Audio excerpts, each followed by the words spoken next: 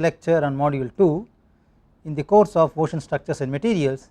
We will talk about dredging equipments and specifications. At the later part of this lecture I will talk about some specific characteristics of concrete as a construction material for offshore platforms. This lecture has got many material and specification of equipments which has been borrowed and used from Dredging Corporation of India. So we sincerely thank DCI for their support in terms of sharing the specification of the equipments manufactured and used by DCI India. The picture what you see here is a famous Aquarius, the cutter suction dredger. Aquarius shown in the photograph is actually a high powered cutter suction dredger. Now by this time we all understand what are the different varieties and patterns of dredgers available in the market. So this lecture is dedicated to the real use of different kinds of dredging equipments which are used for practical applications. Aquarius is a very common and versatile equipment used by Dredging Corporation of India, which is a high powered cutter suction dredger. It is a self propelled ocean going cutter suction dredger which is built by DCI in the year 1977. The overall dimensions of the dredger is about 107 meters for a width of about 19.7 meter for a depth of about 7.6 meter. Its operational draft is about 4.85 meter. You can see here this is the A-frame which we are talking about, which supports the dredger, and this is the cutter edge which gets into and keep on cutting and loosening the material, then which is being sucked by the dredger.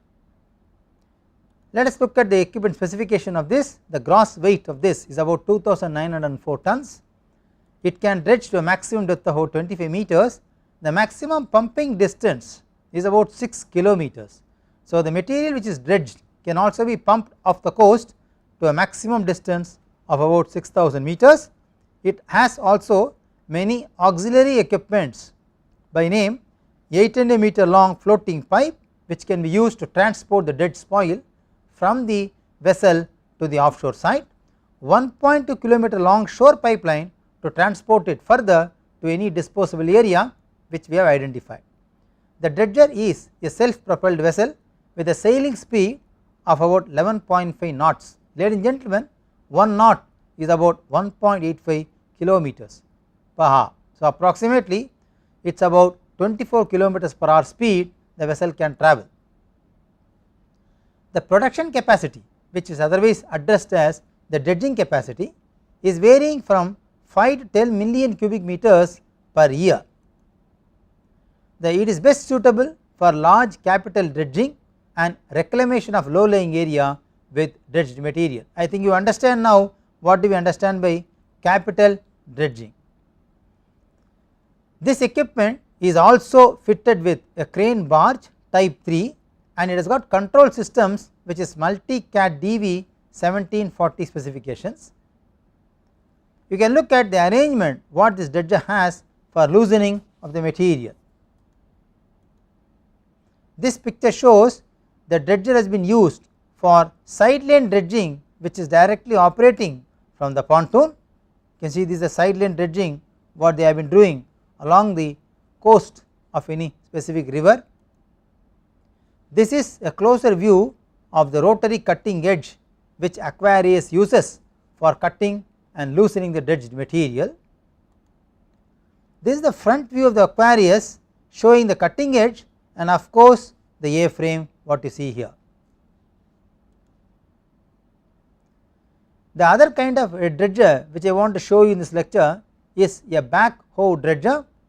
Dredging Corporation of India has a specific backhoe dredger which is HB1 type, which is typical and versatile model of a backhoe dredger which has been inbuilt excavator with BA 800. The overall dimension of this dredger is about 56 meter by 16 meter by 3.5 meters. It operates at a draft of about 2.3 meters. The maximum dredging depth this dredger can operate is about 21 meter with an hourly production capacity of about 350 cubic meters. It is capable of dredging clay, soft rock and blasted rock from the site. It is equipped with assisted propulsion for transporting the dredger from one location to another location.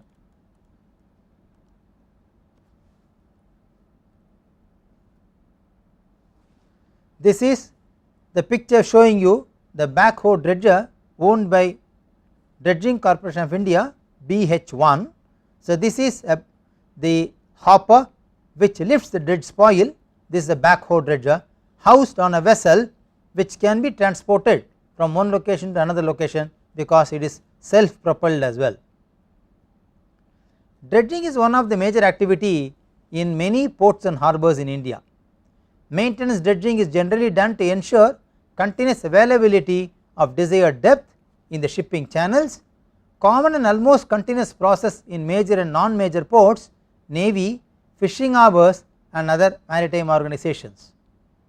The Indian coastline, which is about 5,700 kilometers long, is being active towards, as we all understand, creation of new harbours, deepening of existing harbours, and of course to maintain the required depth at various ports, for all which dredging is one of the major and continuous non-stopping activity which is carried out along the coastal line of the country. The DCA Dredge 16 is an active dredger which is operating along the Indian coastline. It has got a trailer suction dredger with an hopper capacity of about 7,400 cubic meters. I already told you dredgers capacity are rated with respect to the hopper capacity. The maximum dredging depth of this specific dredger is about 25 meters. This also has shore pumping facility. So, you can see here in the central part, which is a closer view I will show you, this is the place where the sediments of the dredge spoil is being collected, and there are drain holes which drains of water from the vessel, only the sediment is being transported. The dredger is now heading towards the dumping ground where the sediments will be collected and the water will be further drained off. If you look at the dredging applications in the modern era, apart from an essential project for safe navigation, dredging has also other important applications. If you want to do for environmental protection, improve tourism, doing flood control operations, control and improve irrigation, power generation projects, port development projects, reclamation projects and laying of shore pipelines, etc., in many of these projects dredging is considered to be one of the vital activity. These activities, which are vital, also important for national progress, keep dredging a continuous process in the thorough. Dredging DCA 8 is the picture which you see here. This is a cutter suction dredger with a maximum draft of about 2.5 meters. It can dredge up to a maximum depth of about 20 meters. The maximum pumping distance of the dredge spoil is about 3 kilometers. The other view what you see here is dredge DCI 18, which is another view of the same dredge facility which you saw in the last slide. Now the fundamental question comes in mind, how about the vitality or importance of a dredging work? Dredging work is important because it is essential to maintain the navigable path, to promote national and international maritime trade, to improve water resources. For example, dredging is done at locations where desalination plants are installed, to ensure environmental protection, for shipping both international and national, depths at ports, harbours and approach channels need to be maintained, to keep nations' waterways and channels deep and safe for shipping. Dredging becomes very important and vital, and of course dredging has acquired a major importance in land reclamation projects and beach nourishment projects in India as well as around the world. DCA Dredge 17 is again an active dredger which is very commonly deployed. It is a special type of suction dredger which has got a huge hopper capacity of 7,400 cubic meters. The maximum draft at which this vessel can operate is about 8.5 meter. It can maximum dredge to a depth of 25 meters. The dredge spoil you can see here is a line which disposes of the dredge spoil from the dredger to that of the offline coastal area. This is considered as one of the major hindrance and interference with the public and the traffic during the dredging process. If you look at the commercial value of dredging projects, because one is amazed to know what is the commercial value of these kind of projects in India. Interestingly, dredging projects are not cheap. They are one of the most expensive projects being executed in the country.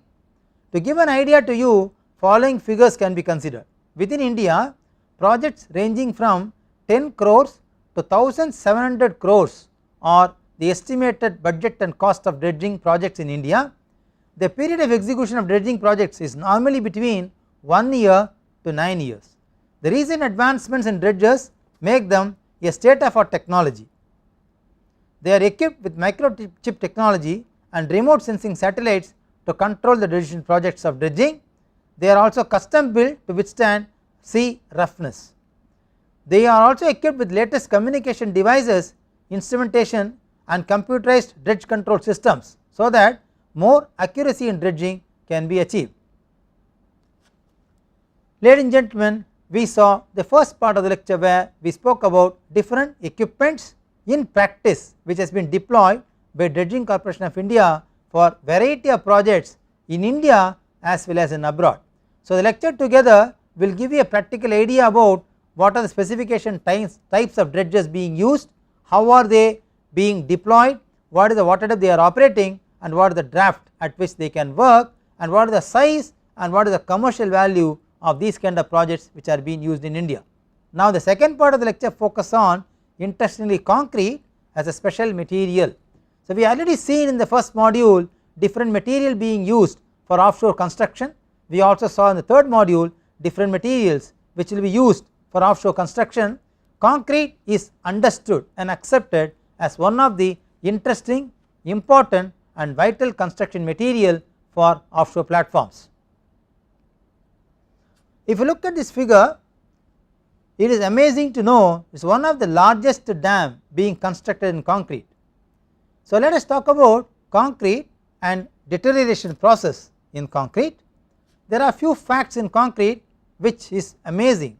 Consumption of concrete in the world for major infrastructure development is in the order of 13 billion ton every year.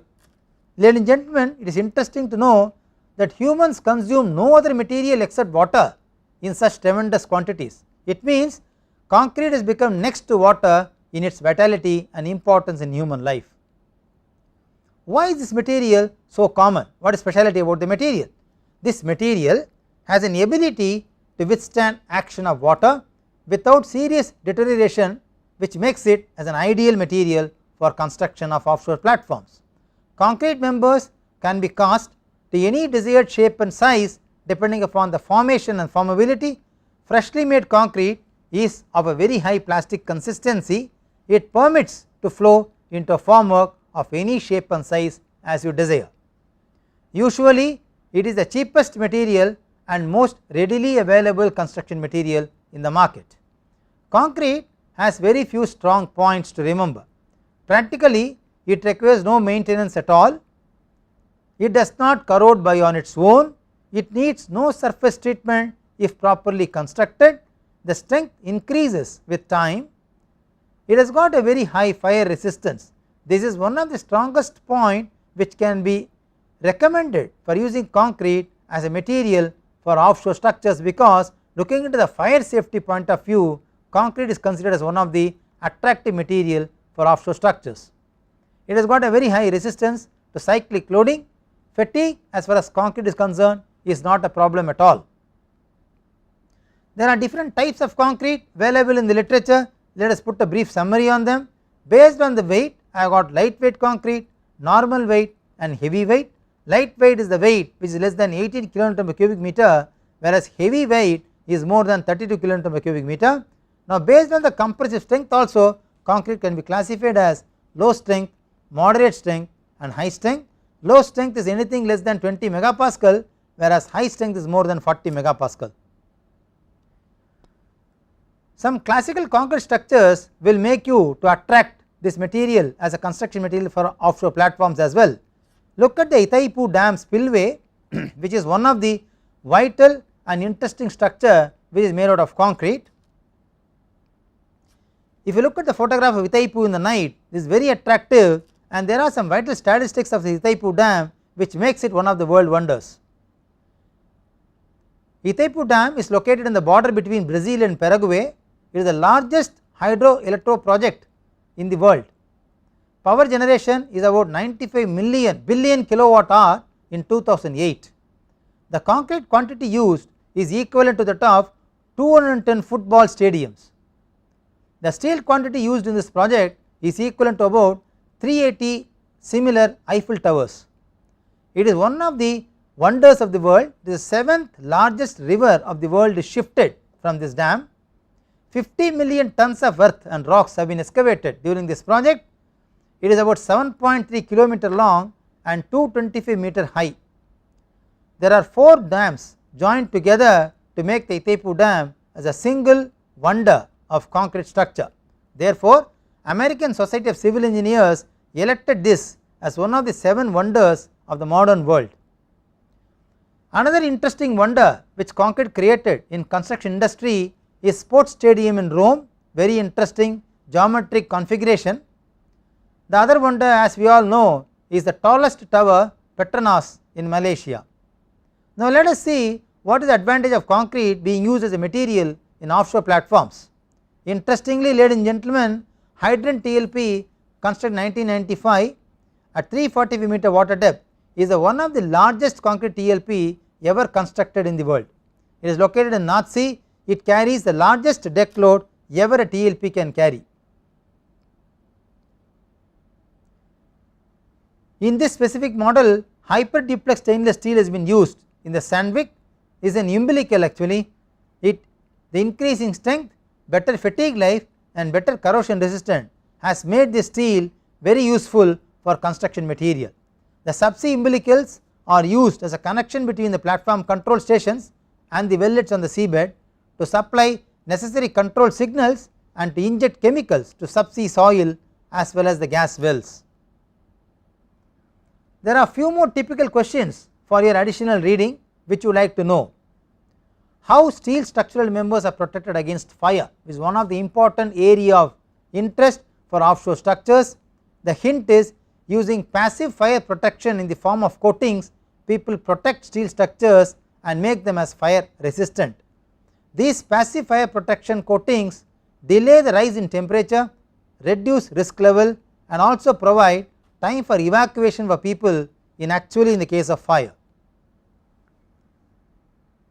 2 important requirements for steel to fit for offshore structures. If you ask me a question, then I would ask you to remember the maximum yield to ultimate strength ratio, what we call yield ratio. Yield ratio to be used steel as an offshore material should be less than 0.85. The strain at ultimate tensile strength should be at least 20 times as that of strain at yield. So if these 2 qualities are satisfied, then that steel is fit enough to be used for offshore structures. There are few more questions which I want to leave you for your additional reading. Make a brief note on cathodic protection. Hydrogen embrittlement increases with strength or hardness. In temperature range of 400 to 500 degrees Celsius, steel exhibits reduction in the yield strength which is as high as 50%, is very important fact which you must remember if you are using steel at a higher temperature, especially in offshore platforms. The high strength low alloy steel which we call as HSLA have great resistance to corrosion than that of conventional carbon steel, therefore they can be used for offshore construction. There is a brief note on yield ratio which I want to share with you. The yield ratio is nothing but the ratio of yield strength to ultimate strength. Yield ratio is not unique means to measure steel behavior because different stress strain curves have different yield ratios. Adequate ductility is required to develop plastic behavior as a defense against the brittle failure, which is more encouraging for offshore structures. Yield ratio does not indicate capacity of steel. Please remember, this is only to indicate they withstand the plastic strain after yield or before fracture. Then after fracture, how does it behave, what does it do? I leave it to you for your self reading. Can you name any one sacrificial coating which is used to reduce corrosion? Thermal sprayed aluminum is one interesting technique which is now used for making sacrificial coating to reduce corrosion. To avoid hydrogen embrittlement, cathodic protection potentials should be kept more positive than 850 millivolts in terms of silver and silver chloride solution. The cathodic protection depends on many factors. Some of them are location, material and loading as well. When hydrogen embrittlement takes place, this is a very interesting question which one would like to know. The source of hydrogen actually leads to insufficient distribution of atomic hydrogen in the material. Sufficient stress intensity is required to cause subcritical failure. The material is susceptible to hydrogen embrittlement for certain combination of hydrogen distribution and stress concentration factors. I have got few assignments for you in objective questions. I have the answers also here. Can you name wide range of properties of steel alloy depends on few factors. What are them? Name at least 3 of them. The steel alloys depend on many factors. Amongst all important are the alloying material, the percentage carbon present in the alloy and of course the heat treatment process.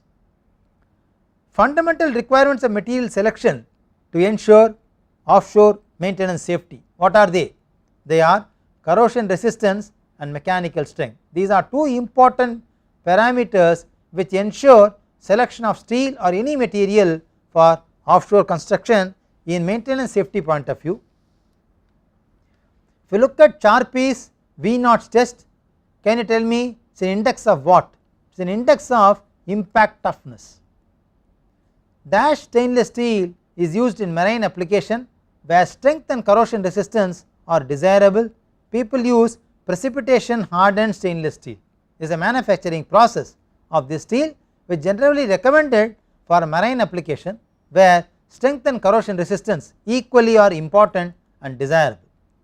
Steel alloys which are suitable for marine environment preferably possess or should possess 2 basic properties. Can you name them? They are strength and stiffness. Corrosion resistant alloy which we call as CRA in the literature, which are typically developed recently, is also tested for its positive ultra high strength. Name it. Should you agree upon the recent application being very advantageous, name any one recent offshore application which has used this alloy. The recent invention of corrosion resistant alloy is cupronickel alloy. This alloy has been used recently in one of the recent offshore application which is Marinel platform.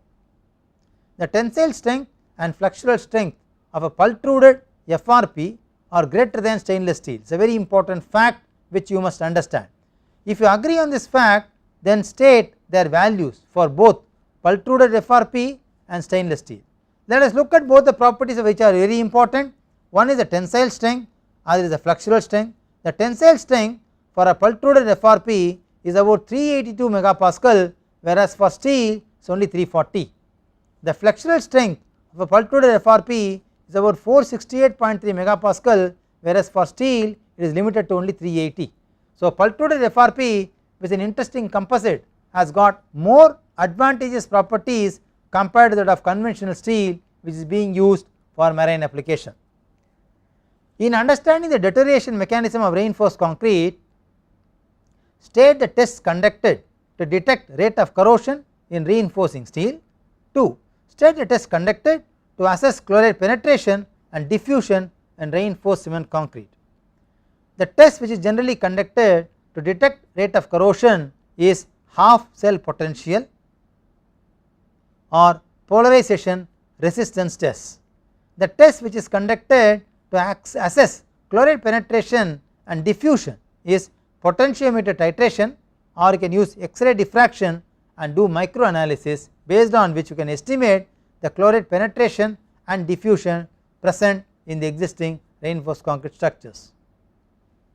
So ladies and gentlemen, let us look at some of the important properties of percentage elongation, percentage reduction in area and bend radius of steel tensile test. Can you tell me these are indices of which specific mechanical properties of steel? All of them belong to only one family which is called formability. What factors do influence deterioration mechanism in concrete in marine environment? Remember, mixed properties of concrete, casting directions, cracks in concrete, type of rebars used and environmental conditions all put together influence actually deterioration mechanism in concrete, especially in marine environment. This lecture would have given you a thorough overview of different applications which has been used for dredging projects, and of course concrete as a special and attractive material for offshore platforms. Thank you.